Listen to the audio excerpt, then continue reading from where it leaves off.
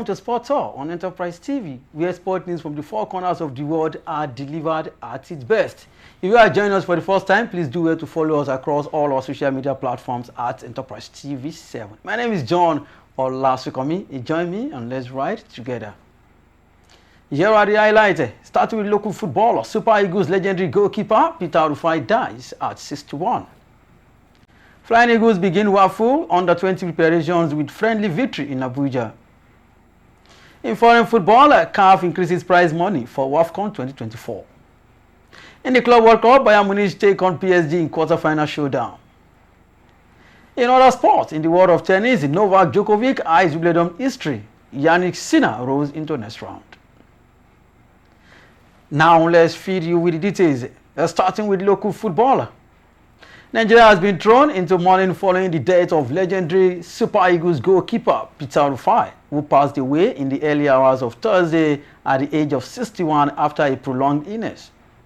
Rufai, fondly known as Dodo Mayana, was a household name in Nigerian football, remembered for his heroic performances between the sticks for the national team, particularly during the Super Eagles golden era in the 90s. Peter Rufai, born in Lagos, Rufai began his football journey with stationary stores and famous Scorpions before moving to Benin Republic in 1986 to join AS Dragons FC. His exploits earned him a move to Europe, where he spent 6 years in Belgium with Lokeren and Beveren, albeit with limited appearances. In the 1993-94 season, he joined Dutch side Go Ahead Eagles, playing 12 matches in the Eredivisie before moving to Portugal's FC Firenze in 1994. Rufai's first season at the Firenze was memorable as he helped the club qualify for the UEFA Cup for the first time in its history by conceding 38 goals in 34 matches. On the international stage, Peter Rufai earned 65 caps for Nigeria and was the first choice goalkeeper at the FIFA World Cups in 1994 and 1998. He played a crucial role in Nigeria's victorious 1994 African Cup of Nations campaign in Tunisia and made history on 24th July 1993 when he scored from the penalty spot in a 6-0 thrashing of Ethiopia in a CAN qualifier. Away from Peter Rufai's story, let's move straight to the camp of the under-20. Nigeria's under-20 men's national team, the Flying Eagles, secured a 2-1 win victory over Capital City FC in their first warm-up match ahead of the 2025 WAFU Under-20 Championship in Ghana. The friendly encounter held in Abuja offered head coach Aliyu Ziberu an opportunity to assess his squad as preparations intensify for the regional tournament. Despite dominating large portions of the match, the Flying Eagles were only able to convert 2 of their numerous scoring chances.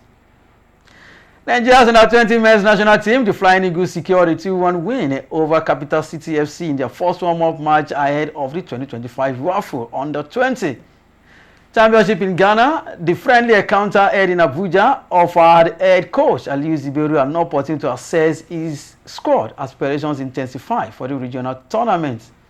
Despite dominating large portions of the match, the Flying Eagles were only able to convert 2 of their numerous scoring chances. According to the coach of Nigeria, the WAFU Under-20 Championship served as preparation for the 2025 FIFA Under-20 World Cup in Chile. Nigeria is the only country in the West Africa that qualified for the World Cup. Others are South Africa, Egypt, and Morocco.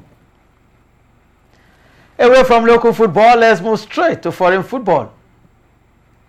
The Confederation of African Football (CAF) has announced new prize money for the 2024 Women's African Cup of Nations.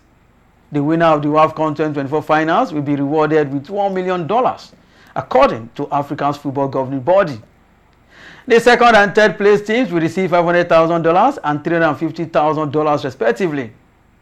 CAF stated that the increase will reflect in the bonuses of the all participating teams at the competition.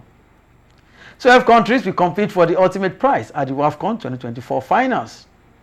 Host Morocco, Zambia, Senegal, and the Democratic Republic of Congo are in Group A. In Group B are Nigeria, Tunisia, Botswana, and Nigeria. Other South Africa, Ghana, Mali, and Tanzania are drawn in Group C. The competition will kick off on Saturday with host Atlas Lions of Morocco taking on the Copper Queens of Zambia. Former champions Nigeria will begin their campaign against Tunisia in Casablanca on Sunday. The Super Falcons of Nigeria remain the most successful side in the history of the competition with 9 titles. Away from the camp of CAF, let's move straight to the Club World Cup. A glance at the quarter-final lineup for the Club World Cup suggests that whoever comes out on top in the heavyweight last 8 showdown between Paris Saint-Germain and Bayern Munich on Saturday will be the favourite to go on and win FIFA's new competition. Meanwhile, PSG came to the United States fresh from winning the UEFA Champions League in style in Munich at the end of May. And Luis Enrique's side have eased their way to the quarter-finals despite a slip-up against Brazil Botafogo in the group stage. Bayern finished second in their group behind Benfica, but the manner which they disposed of Flamengo in the last 16, with Harry Kane scoring twice in a 4-2 victory, showed that the German champions mean business. Vincent Kompany's team have netted 16 goals across 4 matches and may now feel they have a point to prove after falling short in the Champions League. Bayern lost in the last 8 in Europe to an Inter Milan team eventually eliminated 5-0 by PSG in the final. Club World Cup success would cap a promising first year in charge of Bayern for former Belgium defender Kompany, who led them to Bundesliga glory as they reclaimed the domestic title from Bayer Leverkusen. Away from foreign football, let's move straight to other sports. In the world of tennis, Novak Djokovic crushed British wildcard Dan Evans in the Wimbledon second round as he stepped up his bid for a record 25th Grand Slam title, while world number 1 Jannik Sinner cruised into round 3 on Thursday. But there was a heartbreak for home favourite Jack Draper as he crashed out to former finalist Marin Cilic. Djokovic avoided becoming one of the host of big names eliminated in week 1 in South London as the Serb needed just 1 hour and 47 minutes to dispatch Evans in a 6-3, 6-2, 6-0 victory on centre court. The 38-year-old has been tied with Margaret Court on 24 Grand Slam titles since winning his most recent major prize at the 2023 US Open. World number 1 Jannik Sinner trashed Australia's Alexander Vukic 6-1, 6-1, 6-3 to set up a third-round clash against Spaniard Pedro Martinez. In the women's category, Elena Rybakina, Wimbledon winner in 2022, demolished Maria Sakkari 6-3, 6-1. Russian 7th seed Mira Andreeva, age 18, beat Italy's Lucia Brusenti 6-1, 7-6. That is how much I can take on Sport Tour on Enterprise TV 7. Endeavor to subscribe and click the notification bell to get notified of all alerts. Follow us across our social media platforms at Enterprise TV 7. Like, share, and engage on our content.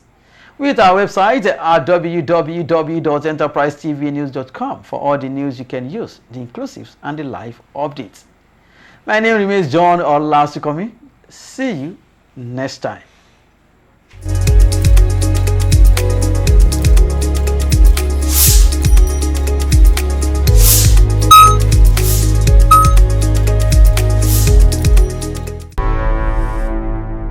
Enterprise TV, a tradition of truth.